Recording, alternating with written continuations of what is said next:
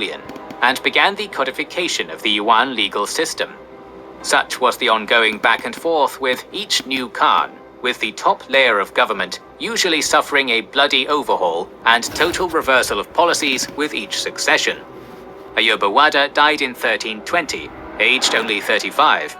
His son and successor, Shidibala, spent most of his reign battling u7's powerful mother, only to be assassinated in 1323. His successor, his cousin u7 was likely involved in the plot, and after only 5 years on the throne, died in 1328 of illness, also only 35. u7's 8-year-old son, Ragibag, was enthroned at Chengdu on the efforts of u7's chancellor, but the plan went awry when the central capital at Dadu was seized by the head of the powerful Kipchak Guard, El-Timur, who placed Prince Tugh Timur on the throne. El-Timur violently seized Chengdu, and young Ragibag Khan disappeared in the chaos. Soon after, Tugh Timur's older brother, Kushila, returned from his exile in the Chagatai Khanate. In August 1329, they met in a warm reunion, Tugh Timur recognizing his brother's overlordship. 4 days later, Kushila was dead, and Tugh Timur returned to the throne.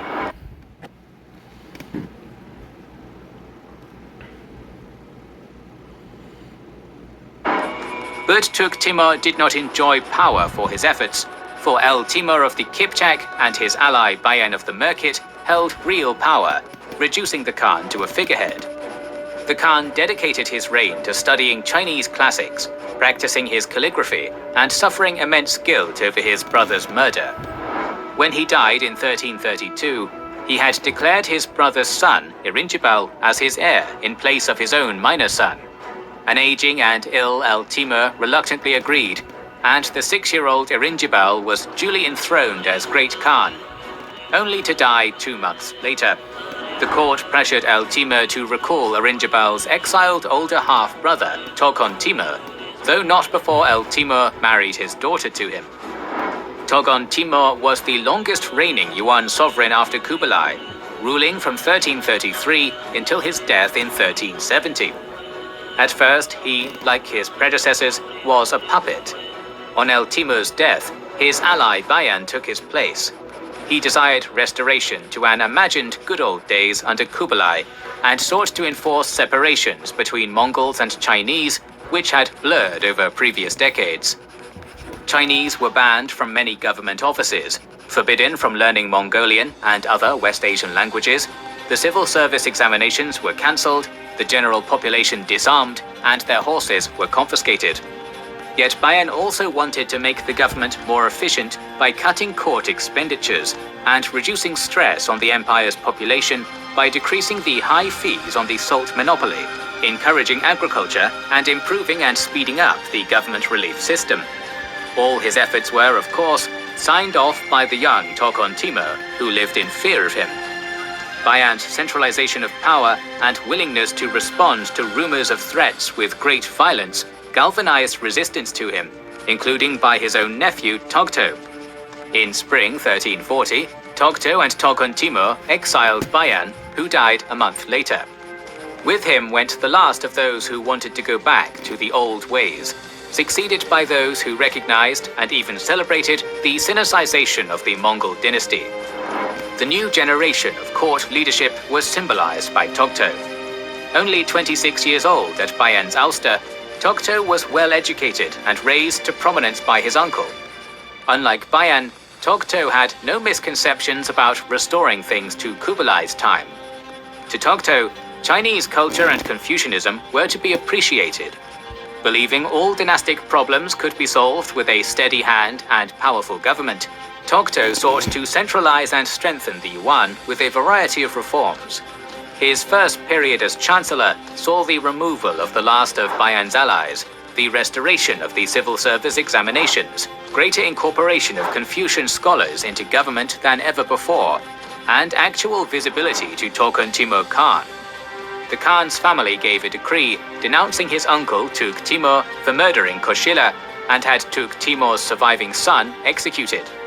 Toghon Timur's own son, u7, was entrusted to Togto to be raised and educated, and Togto put great energy into molding the boy into an ideal Confucianized Mongol ruler. Or on the more scene side of things, I guess you could say, Under Oath. Most people know them for their like mid or later career stuff, which sounds like this.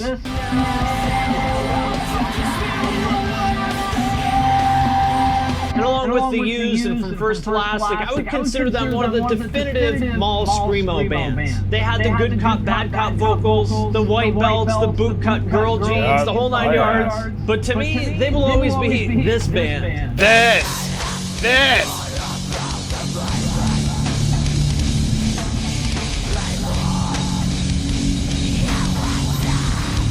The pro-life deathcore band. Now, to be fair to them, they were probably like 16 or 17 when they did that, and I'm 100% certain that they cringe at those lyrics now. And another important part is that for both of them, their first style was never intended to be There's a limited edition batch of 10,000 TCS Lawnmower 4.0s. It's a purple variant on their leading grooming product, a collector's item that won't be coming back, so grab it fast. Manscaped just donated $50,000 to TCS, and if you want to chip in to help fight testicular cancer, go to testicularcancersociety.org. And as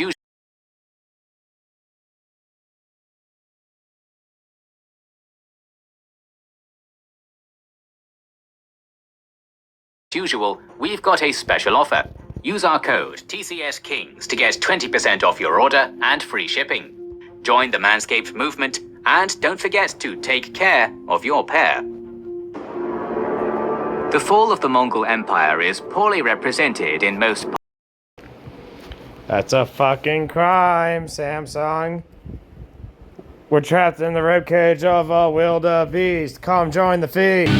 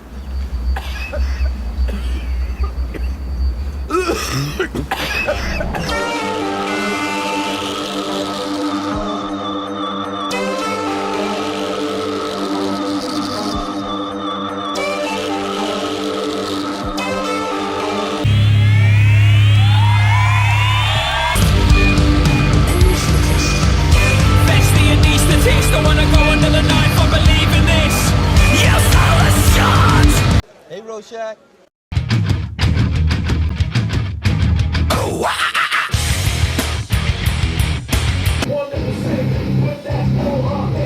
Blue, you got the blue check mark? Those blue check marks from the itty bitty titty committee? From the itty bitty titty committee? Don't fucking eat me! Don't eat me! Below me! Below. Hey, you know what? I'm pretty famous too. Ain't that right? That's right. That's right. You know, maybe I can give you an autograph, huh? What you say, big boy?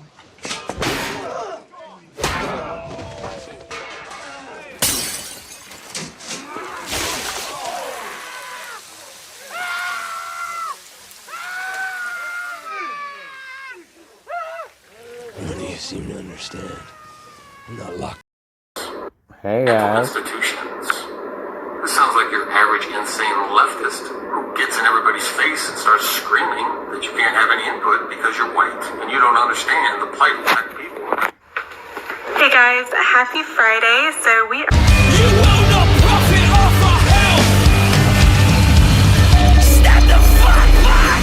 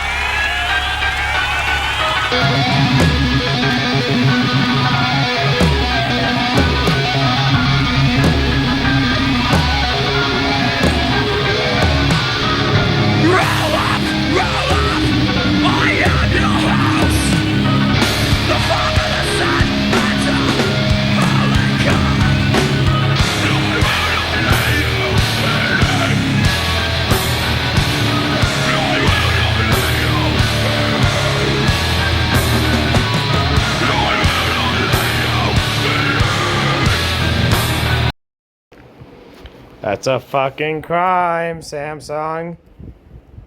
We're trapped in the ribcage of a wildebeest. Come join the feast.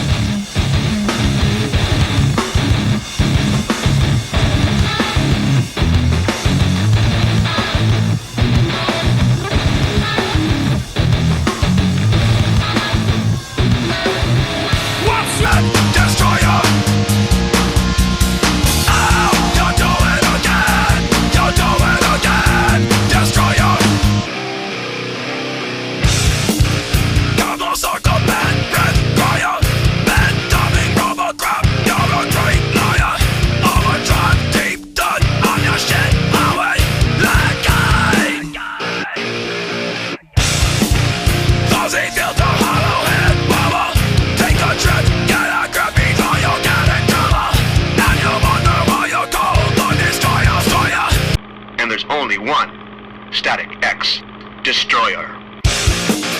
Take it down with a steam hammer, back it hard, Hey guys. Institutions. This sounds like your average insane leftist who gets in everybody's face and starts screaming that you can't have any input because you're white and you don't understand the plight of black people. Hey guys, happy Friday. So we are about to start Pagan Happy Hour. Today we'll be discussing the pagan perspective on ghosts and the paranormal. Yeah. So grab yourself a drink and come join me live. Ghosts. Oh. Oop.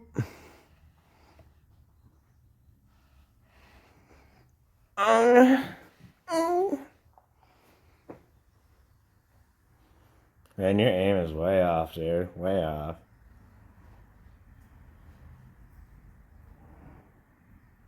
You gonna sit down or what? I'm waiting.